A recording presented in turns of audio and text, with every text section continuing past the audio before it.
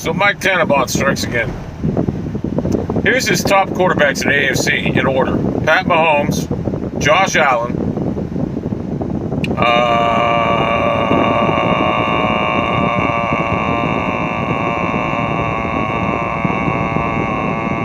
the guy from fucking San Diego, I forget his name now. The rookie. Yeah, rookie. Third best quarterback in the AFC. There's got Ryan Tannehill, Lamar Jackson, Joe Burrow, Carson Wentz, and Baker Mayfield. Well, Mike Tannenbaum, first off, the kid out of San Diego, great talent, great year. He broke Baker Mayfield's rookie season touchdown record. So, from all the looks of it, he's going to be a good one. But to have him third best over guys like Mayfield, come on. I understand you hate Mayfield. I understand. See, a lot of these guys, what it is with Mayfield is, I believe they look at Mayfield as a high school nemesis. Because Mayfield's the type of guy that probably in high school probably bullied people, whatever. I don't know. He was an in crowd, whatever. But I believe they just hate this guy because of the way he acts. So let's go down the list. Ryan Tannehill, he's good. I'll take Baker Mayfield over anybody, including Mahomes, all of them. I just believe in Baker. Lamar Jackson. Oh, my God. This guy still can't throw from the pocket. He has to, without his legs, if he ever pulls a groin or a ham and can't run, he's useless. He's useless, and you know it. Joe Burrow. I don't know, when Baker Mayfield came to the NFL, the Browns were 0-16. Well, he went 7-7 his rookie year. Joe Burrow played, 9 games? He was 1-8 or 2-7, whatever. One or the other. So, I mean, how? Where's the reasoning? I like Burrow, but I don't see what you see. I see Chad Pennington. Carson Wentz? That should just tell you what you need to know about Mike Tannenbaum and why he's no longer in the NFL. Carson Wentz is horrible. Baker Mayfield, in my fact opinion, is the best player. He's the best quarterback in the league. He's got the intangibles. He reminds me a lot of Brett Favre, Aaron Rodgers, and Steve Young. Just reminds me of all these guys combined. He's not the fastest guy. He's not the greatest scrambler. But you know what he does? He wins. And he's been in 3 different systems his first 3 years. Now he's got a system that he's acclimated to. So, in surmisation, there's a reason Mike Tannenbaum's no longer employed by the NFL. Guy was horrible. And it's obvious he hates Baker Mayfield. These guys, they hate him. I mean, you know, when you put Carson Wentz ahead of Baker Mayfield, you got problems.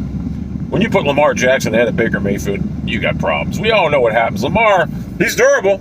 Like Mayfield, Lamar is durable, I'll say that. But he can't throw the ball. No one's scared of Lamar Jackson's arm. They guard him for his feet. When you guard a quarterback, you guard for their arm, not their feet. They're worried about Lamar Jackson running. They're not worried about him beating him with his arm, trust me. So, the hate never stops with Baker. He said you got to give him at least 2 more years before you sign him. So, in other words, Baker can throw 55 TDs the next 2 years in a row, and they'll still say, well, I got to say a couple more years. And that's what would happen. They just hate Baker. And it is annoying. I know why they do it. I know why certain guys do it, and I know why ESPN does it. But it is getting downright annoying. We're going to win a Super Bowl this year. You know what they're going to say? Baker's going to play fabulous. Like, well, you could have put Trent Dilfer in that system. That's what they're going to say. Guaranteed.